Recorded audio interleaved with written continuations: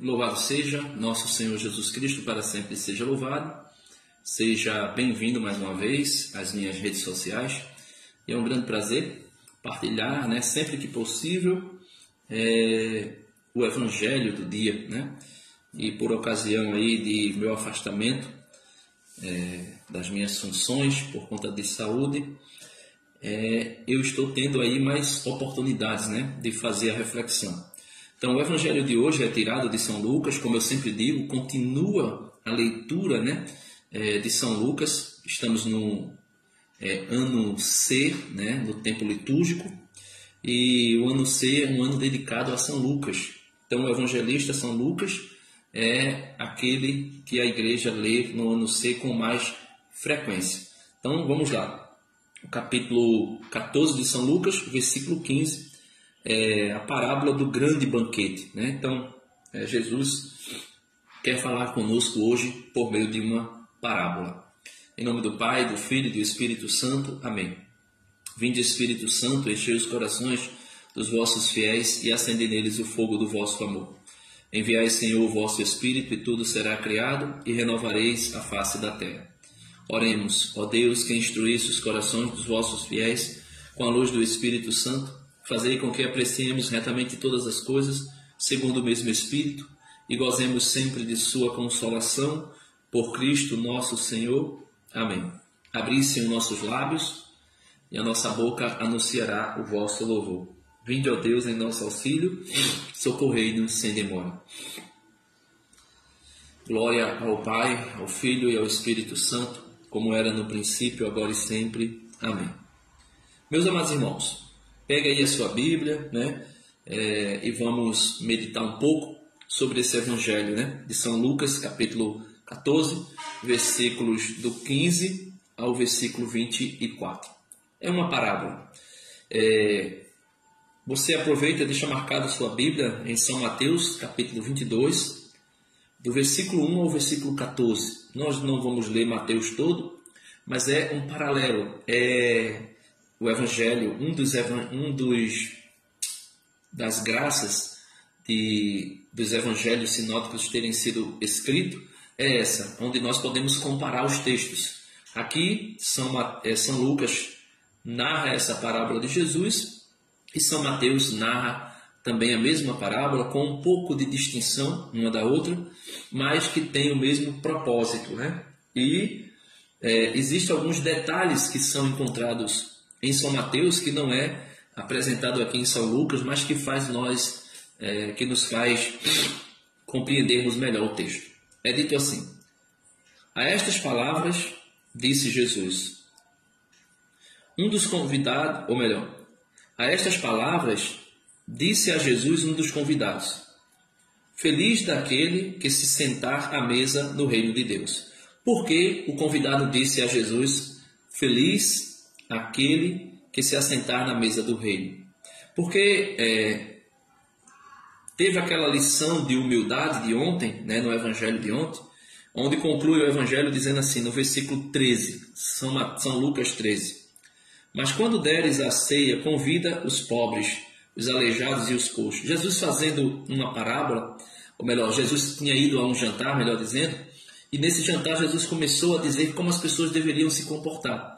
E aqueles que ajudasse, que desse esmola, aqueles que fizessem o bem, que fizessem as obras de misericórdia espirituais e corporais, poderiam, pela graça de Deus, sentar-se à mesa do reino.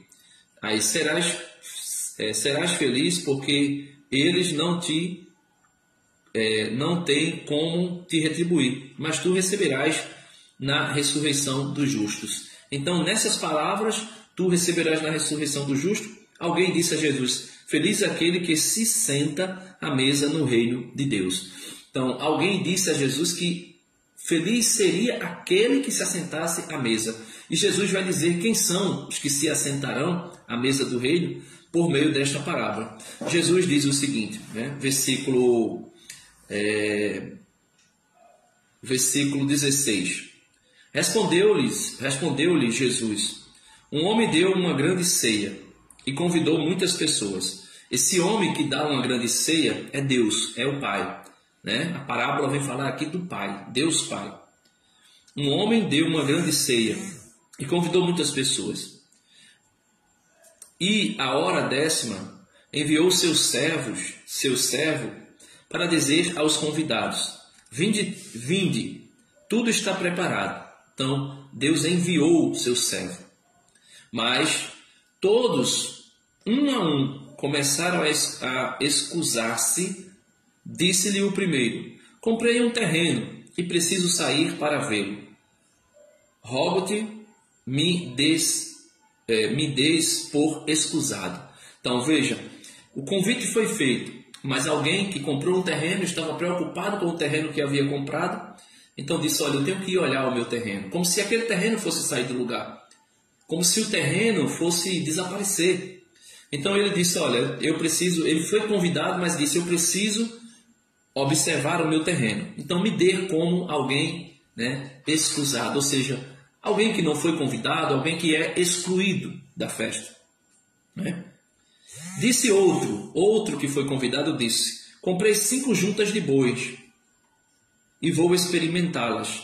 Rogo-te, me des por excusado. Ou seja, comprou 5 juntas de bois. Então, o convite para o reino dos céus é posto. Mas alguém diz: eu comprei um terreno, eu preciso ir observar o terreno. Outro diz: eu comprei algumas juntas de bois e preciso experimentá-las, né? Disse outro: disse também um outro: casei-me e por isso não posso ir. Então alguém se casou e não posso ir. Ou seja, buscar em primeiro lugar o reino dos céus. Aí alguém coloca em primeiro lugar as coisas materiais, um terreno que comprou, como também juntas de boi que o outro comprou. E o outro coloca em primeiro lugar o casamento, o matrimônio. Veja, o matrimônio, que é uma instituição divina, é posta em primeiro lugar, além de Deus. Voltou o servo e referiu isso a seu senhor. Então, irado, o pai de família, né, Deus Pai, disse ao seu servo: sai, sem demora, pelas praças e pelas ruas da cidade, e introduz aqui os pobres, os aleijados, os cegos e os coxos. Então veja, o primeiro convite foi feito para os judeus, para aqueles que eram da descendência de Abraão, segundo a carne. Eles rejeitaram o Messias, né? Esse servo que saiu para anunciar que o reino estava próximo, que o banquete estava próximo, esse servo aqui é Jesus. Pode ser também interpretado como sendo os profetas, né? Mas mais indicado é que seja Jesus, que saiu para avisar que o reino estava próximo, que o banquete estava preparado. Mas uns começaram a dizer: olha, aqui nós podemos pegar essas três primeiras níveis de pessoas, nós podemos pegar aí os judeus, aqueles que rejeitaram o Messias. Então Jesus volta ao Pai, né, se coloca dentro do Pai e diz: olha, eles não aceitaram, eles rejeitaram. Voltou o servo e referiu isto ao seu senhor. Então, irado, o pai de família, né, o Deus Pai, disse ao seu servo: sai, sem demora, pelas praças e pelas ruas das cidades e introduz aqui os pobres, que os judeus, os fariseus, né, principalmente os fariseus, rejeitavam. Os aleijados, que eram rejeitados. Os cegos, que eram rejeitados. E os coxos, que também eram rejeitados. Disse o servo: Senhor, está feito, como ordenastes, e ainda há lugar. Então, veja, se o povo judeu, como disse Jesus, eu vim senão para as ovelhas perdidas da casa de Israel.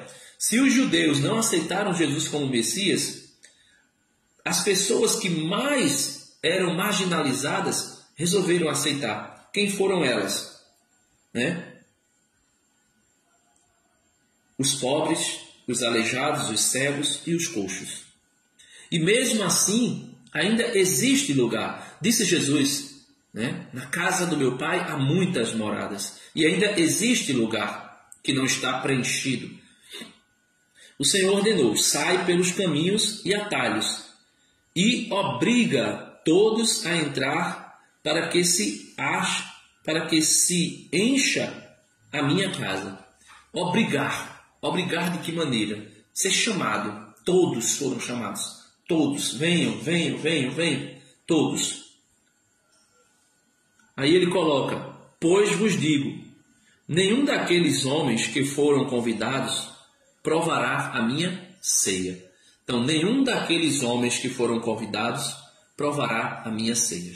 Quais homens? Aquelas 3 primeiras classes. A que disse que ia cuidar do terreno, a que disse que ia cuidar dos bois, a que falou que iria cuidar da sua casa, do seu matrimônio, porque acabara de casar. Então, todos foram chamados, todos, sem exceções. Mas por que eu pedi para você marcar aí São Mateus capítulo 22, e a gente vai ver o finalzinho dessa parábola, né, ou de uma parábola semelhante, mas que traz o mesmo significado, que também é uma parábola do banquete. Se você pegar aí São Mateus 22, ele vai dizer parábola da festa das bodas, ou seja, do casamento. É a mesma parábola. A partir do versículo 10 é dito assim, né? São Mateus 10. Espalharam-se eles pelos caminhos e reuniram todos quantos acharam, maus e bons, de modo que a sala do banquete ficou repleta de convidados. Versículo 11. O rei entrou para vê-los e viu ali um homem que não trazia a veste nupcial. Então veja, Deus chamou um grupo que rejeitou. Depois chamou todos que se encontrassem pelas ruas. Todos vieram, aceitaram. Depois a casa ainda não tinha ficado completamente cheia, ou seja, não tinha se completado o número dos eleitos. E Deus mandou chamar todos que fossem encontrados pelo caminho. Eles vieram. Só que quando o rei se apresenta diante dos convidados, versículo 11, São Mateus 22, 11. O rei entrou para vê-los e viu ali um homem que não trazia as vestes nupcial, ou seja, que não estava vestido adequadamente para o banquete, para as núpcias do cordeiro. Então, alguém pode dizer: mas Denis, e o que significa essa veste, né?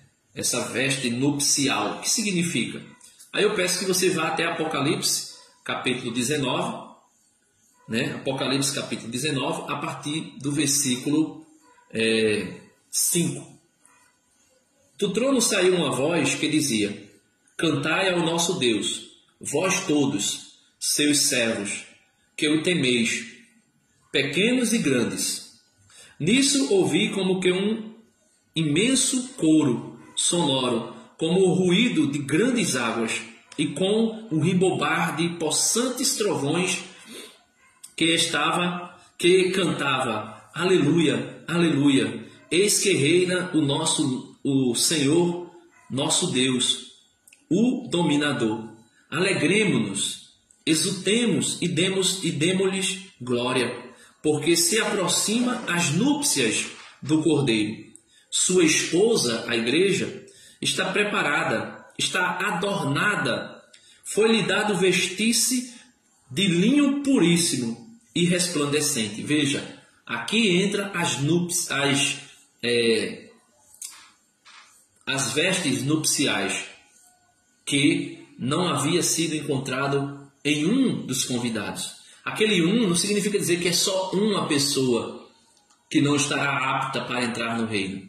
Mas aquela pessoa, né, aquele um convidado, representa um grupo de pessoas que serão chamados, que entrarão na festa nupcial, mas depois que já estiverem dentro da festa, dentro do banquete, quando o rei vier supervisionar os seus convivas, né, os seus convidados, ele vai ver que existem pessoas que estão vestidas inadequadamente.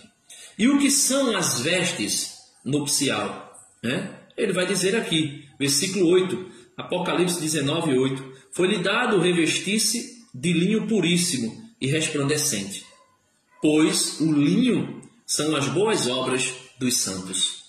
E continua. Ele me diz então, escreve, felizes os convidados para a ceia das núpcias do Cordeiro. Disse-me ainda, estas palavras são fiéis, autênticas e verdadeiras de Deus. E continua, João dizendo, prostei-me para adorá-lo, mas ele me disse, o anjo, não faça isso, eu sou um servo como tu e teus irmãos, possuidores do testemunho de Jesus. Adora a Deus, porque o espírito profético não é outro que o testemunho de Jesus. Vi ainda o céu aberto, eis que apareceu um cavalo branco, seu cavaleiro chamava-se Fiel e Verdadeiro, Jesus Cristo. E é com justiça que ele julga e guerreia. Jesus vai julgar com justiça. Jesus não vai, ele mesmo disse, eu não julgarei por ouvir dizer, eu não julgarei pela aparência, eu vou julgar com justiça e verdade. Tem olhos flamejantes, ou seja, pode ver tudo, Jesus vê tudo. Há em sua cabeça muitos diademas e traz escrito um nome que ninguém conhece senão ele mesmo, Jesus Cristo. Está vestido com um manto, tingido de sangue, Jesus que passou pelo martírio.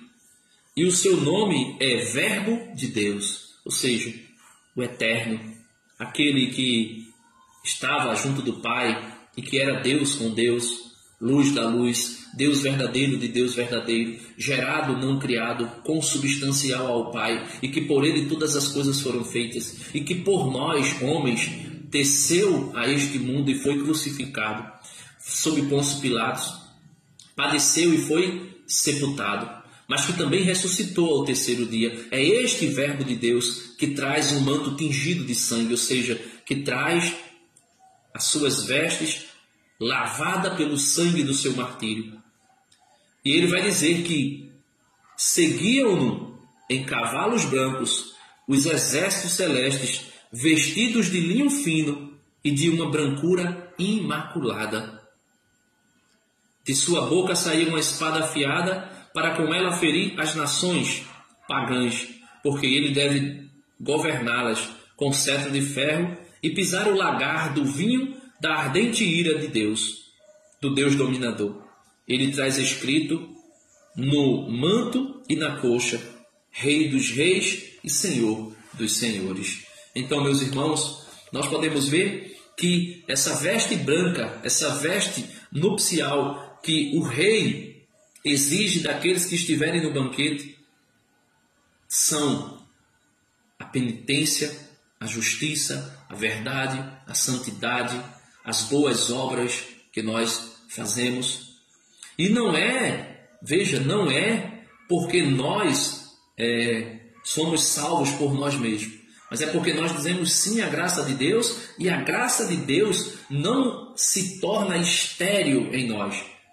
Veja, São Paulo vai dizer, a graça de Deus não foi estéril em mim. Por isso eu trabalhei mais do que todos os apóstolos. E ele vai dizer, não eu, mas a graça de Deus em mim. Então é essa graça que nos dá a capacidade de realizar as obras de misericórdias espirituais e corporais. E estas obras faz com que nós possamos estar vestidos com a veste nupcial. Então, aquele que foi encontrado sem as vestes nupciais, foi perguntado a ele, perguntou-lhe, meu amigo, como entrastes aqui sem as vestes nupcial? O homem não proferiu palavra alguma, ou seja, o infiel, o injusto, o ímpio, aquele que leva a sua vida o tempo todo segundo a carne. Quando Deus indagar, onde está as tuas vestes nupcial? Por que tu entrastes aqui sem tuas vestes nupcial? Como tu entrastes aqui? O que ele dirá? Nada, ele ficou em silêncio. O homem não proferiu palavra alguma. Por quê? Porque não tem o que dizer, não tem o que argumentar. Ninguém vai chegar lá e vai dizer, Senhor, mas o Senhor é tão bonzinho. Senhor, o Senhor é tão misericordioso. E eu sou aqui um pecador sem vergonha, que não quis mudar de vida, que vivi a minha vida toda na sacanagem, né? Mas eu sei que o Senhor é tão bom, tão misericordioso. O Senhor não vai me jogar fora, o Senhor não vai me desprezar, o Senhor não vai me abandonar, o Senhor vai me deixar aqui, né? Junto com todos os outros que lutaram contra a carne, que deixaram o adultério, a pornografia, a prostituição, a masturbação, o roubo, a mentira, a injustiça, a sacanagem, a inveja, a fornicação, a idolatria, né? A promiscuidade. Eu sei que o Senhor vai me deixar aqui, porque todos eles pecaram também, todos eles são pecadores. Eu sei que o Senhor vai me deixar aqui, mas qual é a resposta de Deus? Versículo 13, São Mateus 22, 13. Disse então o rei aos servos: amarrai-lhe os pés e as mãos, e lançai-o nas trevas exteriores, no inferno. Ali haverá choro e ranger de dentes. Por quê? Porque muitos são os chamados, e poucos são os escolhidos. E eu vou ser escolhido? Eu não sei. Né? Você pode até ficar pensando, eu vou ser escolhido. Não sei se você vai ser escolhido. Mas o escolhido é aquele que se veste com as roupas nupciais. E quais são as roupas? As boas obras. Apocalipse 19, nós acabamos de ler. Apocalipse 19 vai dizer que as vestes nupciais, né? As vestes nupciais é o linho branco, que são as boas obras dos santos. Essas são as vestes nupciais, né? Também é dito que bem-aventurado, né? Bem-aventurado aqueles que lavaram e alvejaram as suas vestes com o sangue do Cordeiro. Lavar e alvejar as vestes com o sangue do Cordeiro é se colocar à disposição de Deus, é se colocar no amor de Deus, é dizer não ao mundo e dizer sim a Deus. Então, Deus abençoe você e até a próxima reflexão, se Deus quiser. Espero em Deus que eu esteja ajudando você a pensar um pouco mais sobre Jesus. Amém.